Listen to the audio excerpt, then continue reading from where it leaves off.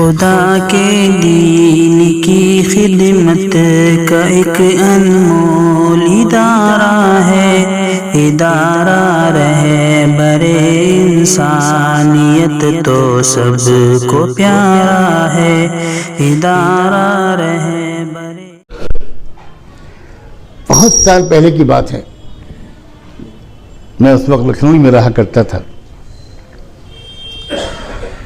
لکھنؤ میں ایک research institute ہے، CDRI، central drug research institute.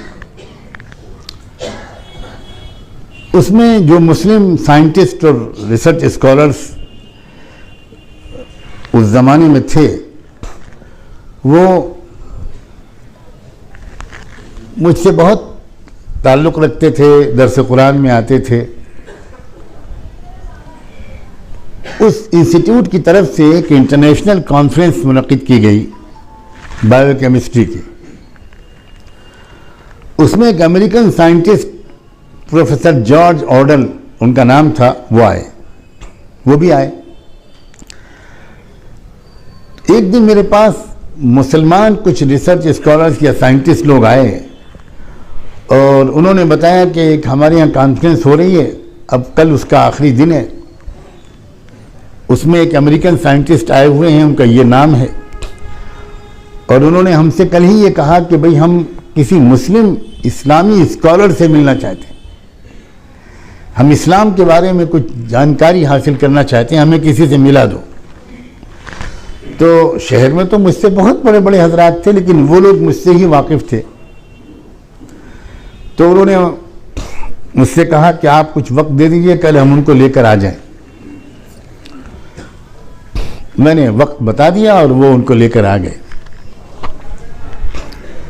میں نے ذہن میں کچھ سوچ کر رکھا تھا کہ امریکن سائنٹسٹ ہیں تو اسلام کے بارے میں جو میں ان کو سمجھانے کی کوشش کروں تو وہ سائنس کے لائن سے میں کچھ سمجھاؤں۔ لیکن جب وہ آئے تو میں ان کا حلیہ ہی دیکھ کر حیران رہ گیا۔ بالکل سادھو لگ رہے تھے، وہ سر مڑا ہوا تھا اور سیفرون کلر کے، زعفرانی کلر کے کپڑے پہنے ہوئے تھے، اور گلے میں سائیں بابا کا فوٹو لٹک رہا تھا۔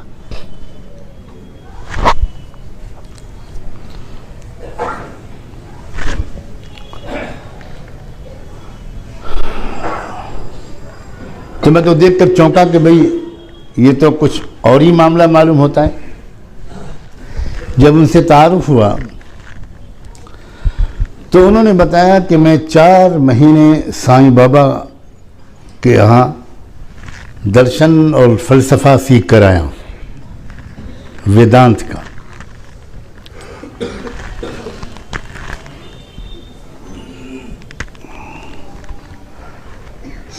تو میں نے ان سے یہ کہا کہ آپ نے جو کچھ وہاں سیکھا ہو 4 مہینے میں، پہلے اس کا خلاصہ مجھے آپ بتائیے، تب میں اسلام کے بارے میں آپ سے بات کروں گا۔ تو انہوں نے یہ کہا کہ ہم نے جو کچھ وہاں سیکھا ہے، اور وہ یہ ہے کہ جب تک انسان اپنی انسٹنکٹ کو، اپنی فطرت کو 100% کچل نہیں دے گا، تب تک وہ خدا کے قریب نہیں جا سکتا، تب تک اس کا نروان نہیں ہو سکتا۔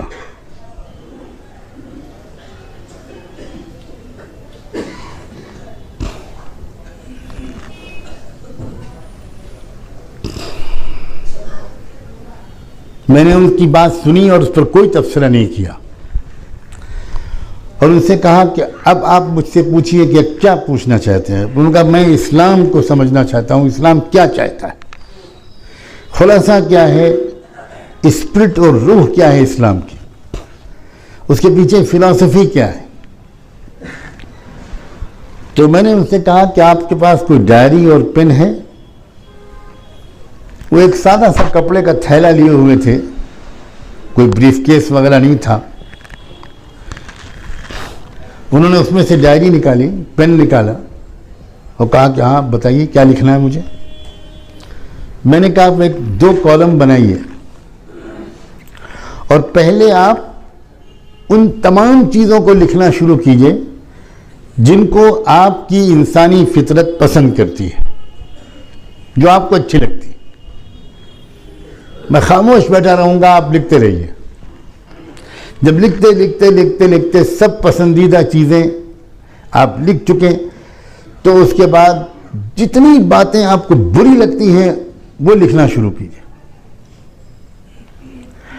اور جب سب لکھ چکیے گا تب مجھے بتائیے.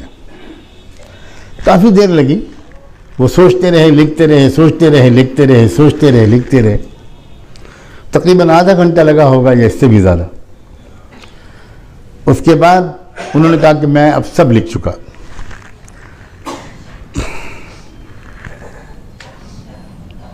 میں نے ان سے کہا کہ اب آپ جو کچھ بھی آپ نے لکھا ہے ایک ایک چیز مجھے بتائیے اور میں آپ کو بتاؤں گا کہ اسلام کس چیز کو پسند کرتا ہے, کس چیز کو ناپسند کرتا ہے. اب آپ اسی طرح اس میں ٹک کر دیے یا کراس لگائیے اسلام کس چیز کو پسند کرتا ہے. وہ بولتے گئے. مثال کے طور پر انہوں نے بولا وقت کی پابندی, جس کے بارے میں انہوں نے لکھا تھا کہ یہ میری فطرت اس کو پسند کرتی ہے, یہ مجھے اچھا لگتا ہے. وقت کی پابندی, وعدے کے پورا کرنا, بڑوں کی عزت کرنا, غریبوں کی خدمت کرنا, صاف ستھرا رہنا وغیرہ وغیرہ بہت چیزیں لکھی انہوں نے. اور بہت سی وہ چیزیں بھی لکھی جو ان کو سخت ناپسند تھیں. ظلم کرنا, قتل کرنا, حق مارنا, بدعنوانی اور کرپشن, ظلم, بڑوں کی عزت نہ کرنا, غریبوں کا دل دکھانا, کمزوروں کا حق مارنا. تو جس چیز کو انہوں نے یہ لکھا تھا کہ آئی لائک اٹ, میں اس کو پسند کرتا ہوں, وہی چیز کے بارے میں بتاتا چلا گیا. ہر چیز کے بارے میں کہ اسلام اس کو پسند کرتا ہے, اسلام اس کو پسند کرتا ہے, اسلام اس کو پسند کرتا ہے, اسلام اس کو پسند کرتا ہے. اور جتنی چیزوں کے بارے میں انہوں نے لکھا تھا کہ میں اس کو ناپسند کرتا ہوں, مجھے یہ چیز ناپسند نہیں لگتی. جب ساری چیزوں کے بارے میں میری گفتگو انہوں نے سنی اور لکھتے گئے لکھتے گئے لکھتے گئے لکھتے گئے لکھتے گئے, تو پہلے تو انہوں نے بہت حیرت کا اظہار کیا کہ کیا مطلب, ہر اس چیز کو اسلام نے پسند کیا ہے جو چیز مجھے خود پسند ہے, اور ہر چیز کو اسلام نے منع کیا ہے, ناپسند کیا ہے, ناجائز قرار دیا ہے, ناپسندیدہ قرار دیا ہے, جو مجھے پہلے سے ناپسند ہے.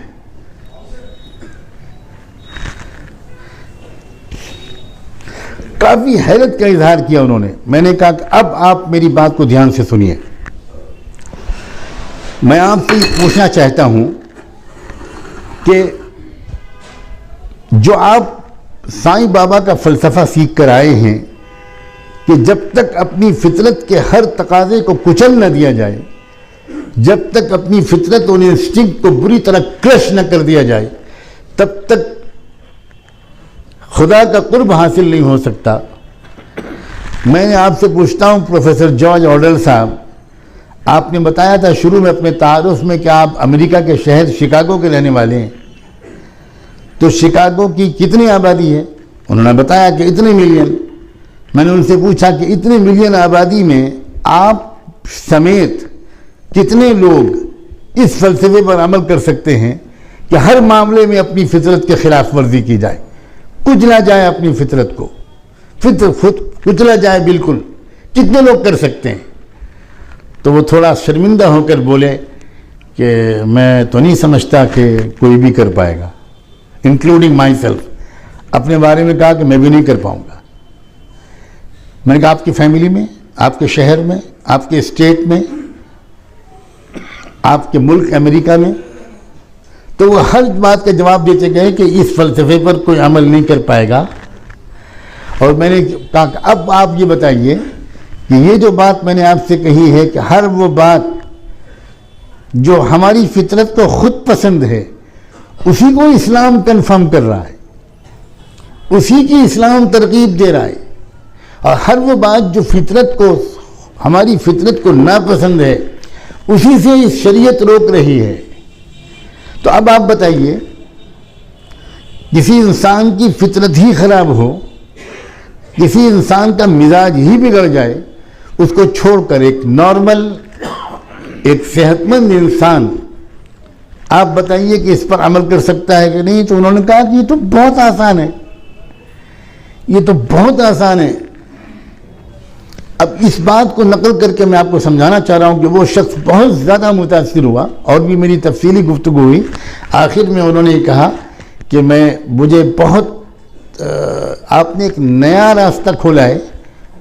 وہ ان کے لیے نیا راستہ تھا، کسی ایمان والے کے لیے نیا راستہ نہیں تھا. لیکن مجھے افسوس ہے کہ میں کل واپس جا رہا ہوں، کاش کہ مجھے کچھ اور دن یہاں قیام کرنے کا موقع ملتا. تو میں نے ان سے کہا کہ یہ تو آپ ہر جگہ حاصل کر سکتے ہیں، آپ اپنے یہاں واپس وہاں جا کر جو علماء ہیں، اسکالرس ہیں، ان سے رابطہ رکھیے گا، اور ان کو مسلم کمیونٹی سینٹر جو شکاگو میں ہے اس کا میں نے نام پتہ بتا دیا. وہاں کے ایک ذمہ دار تھے حیدرآباد کے، ان کا فون نمبر دے دیا، اور یہ کہا کہ آپ ان کے ذریعے سے وہاں کے اسکالر سے رابطہ رکھیے، ہو سکتا ہے کہ آپ کسی اچھے نتیجے تک پہنچ جائیں. عزیزوں، شاید سال بھر ہوا ہوگا یا اس سے کچھ کم، رمضان کا مہینہ تھا، جمعے کی شب تھی کہ ان کا فون آیا اور یہ کہا کہ آپ کو بہت خوشی ہوگی جان کر کہ میں اس وقت مسلم کمیونٹی سینٹر میں بیٹھا ہوں، اور میں نے ابھی تھوڑی دیر پہلے کلمہ شہادت قبول کیا ہے، اور اب میرا نام سعید احمد رکھا گیا ہے. یہ کیوں میں آپ کے سامنے بیان کر رہا ہوں؟ شریعت کتنی خوبصورت، کتنی آسان. رہے برے انسانیت تو سب کو پیار